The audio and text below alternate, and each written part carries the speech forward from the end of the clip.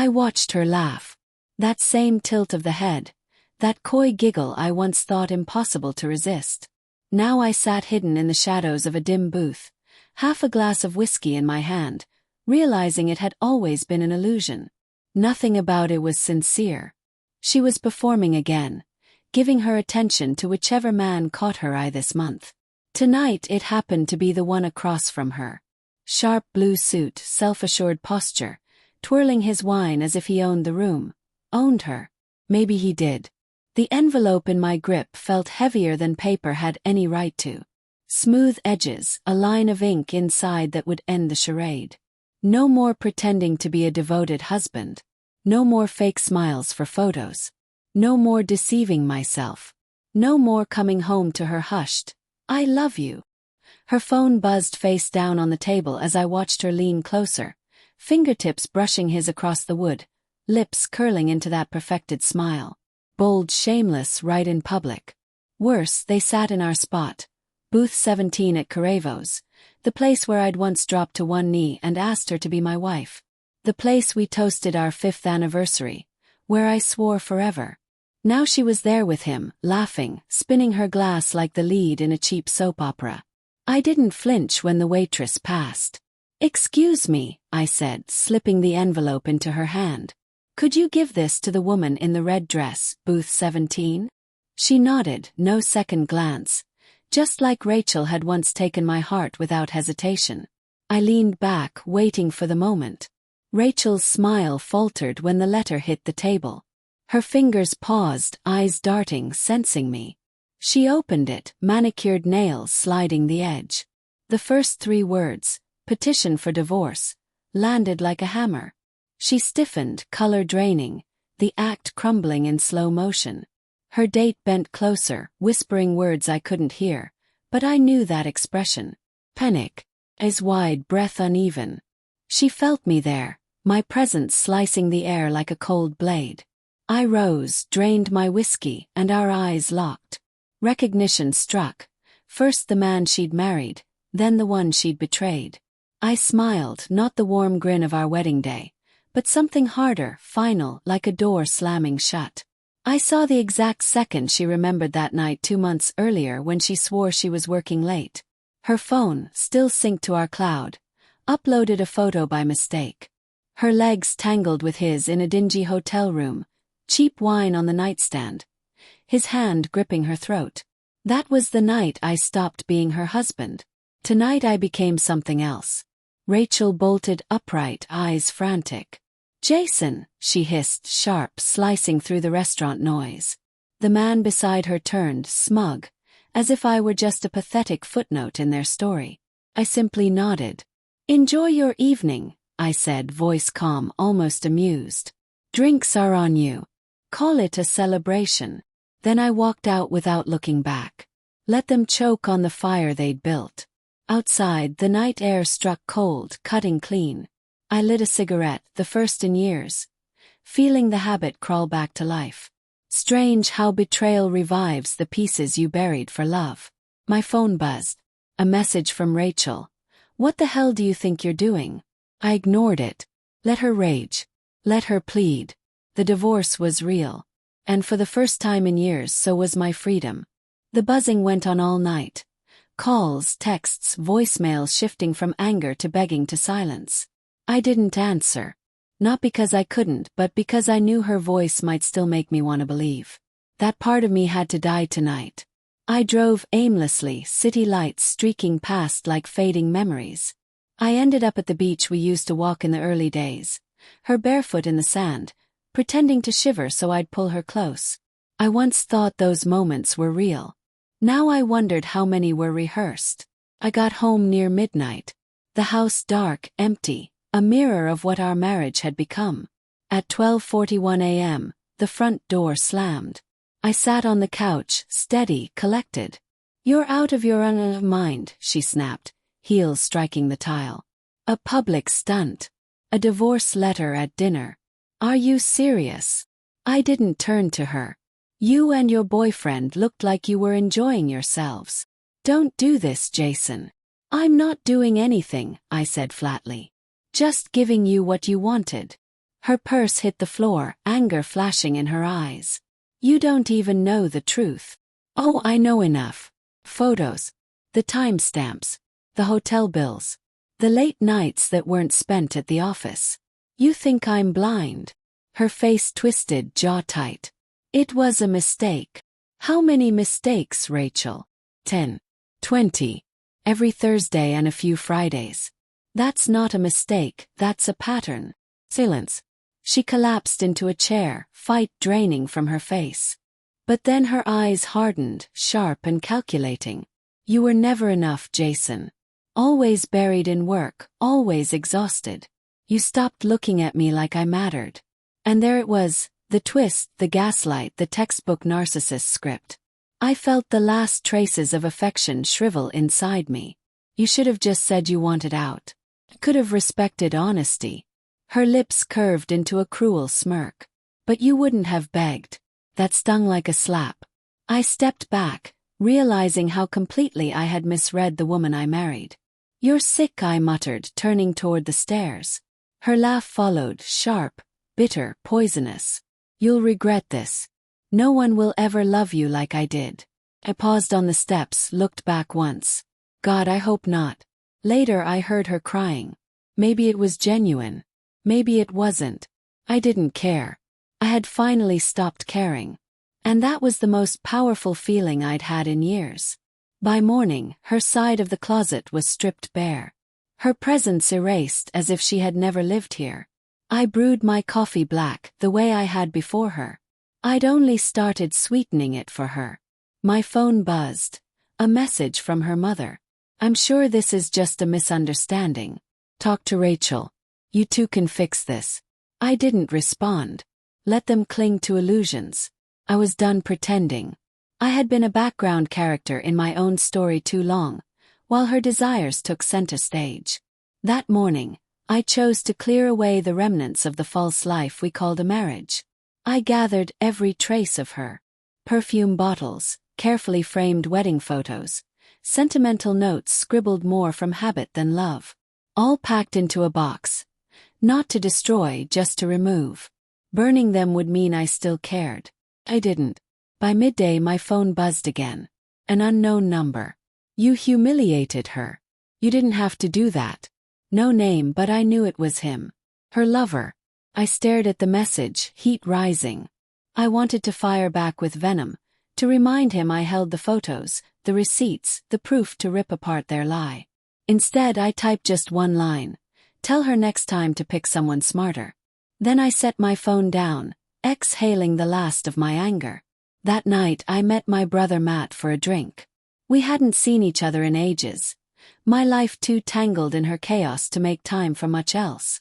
I told him everything over 2 glasses of whiskey in a quiet corner. He listened without cutting in, just nodding now and then. At last he said, I never liked her. But you seemed happy, so I figured it wasn't my place. I smirked, bitter and hollow. Better now than 10 years in with kids, right? He tapped his glass against mine, silent agreement. The days that followed felt lighter. Not numb, clear. My grief wasn't for her, but for the version of myself I'd lost in that marriage. The man who bent, compromised, apologized for sins he hadn't committed just to keep her appeased. That man was gone, and I was beginning to meet the one who replaced him. When the court date came, I stood outside in a charcoal suit I hadn't worn since an old promotion, back when she still pretended to be proud of me. She arrived 20 minutes late, draped in a white blazer like some innocent victim. Her lawyer trailed beside her, unreadable. She shot me a glance sharp enough to cut steel. Pure venom. Felt nothing. When the judge asked if we wanted mediation, I looked him in the eye. Well, I've made peace with my choice. I saw her roll her eyes, whispering to her lawyer. I didn't bother to catch it. Was signed. Swore. We walked out. Outside she finally spoke, her voice edged with disbelief. So that's it. You're just throwing away everything we built. Paused, met her stare. We didn't build anything. Built. You broke. Her jaw tightened, but no words followed. I turned and walked away. Her silence trailing me like the ghost of the life I once imagined. The days blurred, but I wasn't drowning in regret. Old friends reached out. People I'd lost to her orbit resurfaced. Even my mom called. She'd never liked Rachel but stayed quiet out of respect for my choices. She said, "It takes a wildfire to clear the deadwood. Maybe now you'll grow something better." I held on to that. I started running again, returned to the gym, rediscovered my appetite for life. I slept deeper, laughed louder. I even dug out an old college journal, pages once filled with dreams and plans, now waiting for a new chapter. I wrote down my thoughts raw and unpolished. Every hidden truth I had buried for years spilled out. One line struck me most. She hadn't broken me. She had unmasked me. Weeks later, a package appeared on my doorstep. No return address, only my name written in her unmistakable script. I nearly tossed it unopened, but curiosity tugged at me. Inside lay a silver bracelet I'd given her for our 3rd anniversary, once called her favorite. No message, no explanation, just the quiet, icy close of a chapter. This time I laughed without bitterness. I sold the bracelet at a pawnshop, used the cash for new running shoes, and booked a solo trip to the mountains. My first true getaway alone in years. In a small cabin surrounded by whispering pines and crisp mountain air, I hiked, ran, wrote, and breathed. For the first time in years I felt free. Days after returning, I bumped into her at the grocery store. She was with him, the man she left me for. She spotted me first, her face stiffening, eyes wide. He didn't recognize me until she whispered my name. I nodded at them both and kept walking. I needed nothing from her now. No apology, no closure, not even a second glance. I had stepped out of the role she wrote for me. For the first time I wasn't acting. I was living. She trailed after me, catching up in the parking lot. Alone this time. "Can we talk?" she asked softly. I turned, meeting her tired eyes, hollow like someone carrying a burden they chose. "Why?" I asked flatly. "I just didn't think you'd move on so quickly." That tired phrase, the one they all use as though it rewrites the past. "You left me long before I walked away," I said calmly. "I'm only catching up." Her lips pressed tight, her gaze searching for a retort. "He doesn't make me feel the way you did," she whispered, voice cracking. Shrugged. "Then you made a mistake." Her eyes shimmered with desperation, but I cut her off before she could spin another excuse. "No, you don't get to twist this. You lied. You cheated. You manipulated. I gave you every chance, and you destroyed them all. Go live with your choice." She didn't cry or argue, just bit her lip, pretending I might change my mind. But I didn't. I walked away with my head high, soul unchained, and dinner for one in hand. That night, freedom tasted better than any meal. Later, my phone buzzed. A message from an old number. "Heard what happened. Can't believe she did that to you. Want to catch up?" It was Ava, my college ex. The one who got away. Or maybe the one I let go for the wrong reasons. Nearly a decade had passed. Last I knew, she was married. Maybe divorced now. I didn't reply. Not yet. Not because I wasn't tempted, but because for the first time in years, I wasn't looking for someone to fill a hole. I was learning to stand on my own. The days that followed were quiet, peaceful. My phone stopped buzzing with her chaos. No more sudden calls. No manipulative texts. Her absence felt less like a wound and more like healing. Then, unexpectedly, a certified letter arrived. Not from her, but from her former lover. He had discovered her lies too. She painted herself as a trapped victim, emotionally suffocated, desperate for rescue. He uncovered the truth in her emails. She had kept him as a backup plan, a safety net in case I didn't collapse as she hoped. His letter was short, apologetic. If he had known, he claimed, he never would have touched her. I didn't reply. That wreckage belonged to them, not me. Days later, I ran into her sister, Emily, at a gas station. She approached cautiously. "Jason, I know you don't want to hear from us," she said. I stayed silent. She continued. "But I told her. I told her she ruined the only good man she'd ever have. I told her the night you sent that letter. She deserved it. I met Emily's eyes and saw something Rachel's never held. Genuine remorse. She doesn't cry over you, Emily added bitterly. She cries because you didn't beg her back. That was all I needed. I nodded, said thanks, and left. Deep inside something shifted. I hadn't just endured her. I had outgrown her. A month later I took a spontaneous trip to New Orleans. I craved noise, color, strangers who didn't know my name. I wandered through jazz bars, tucked myself into smoky cafes, let music drown out her lingering echoes. One night, I found myself on a rooftop bar listening to a woman with wild curls and a weathered guitar. Her voice was raw, imperfect, real. She sang like she carried a soul older than her years, and it hit harder than heartbreak ever had. Her name was Claire. We spoke for hours about everything but love. No past wounds, no promises, just two strangers letting the night be what it was. When I walked her to her car, she turned and said, "You look like someone who just got out of a cage." Smirk. "Funny, that's exactly how I feel. I hope you never step back inside one," she said, then drove off. I never saw her again. But that night I felt alive. Back home, I boxed up the last remnants of Rachel. Her coat, her perfume bottle, the dusty box in the garage. All gone. I changed my number, shared it only with people who mattered. One morning I passed our old bakery, her car parked outside. I didn't stop, didn't slow down. Just let the wind strip away every trace of the man who once begged for her scraps of attention. Months rolled on. Silence no longer felt empty, it felt safe. My home no longer felt hollow, it felt mine. One evening I sifted through old laptop files. Found a folder titled Us.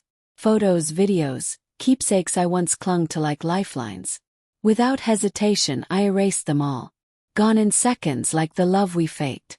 Later, on my porch with a glass of scotch, I opened a notebook. Not therapy, just truth.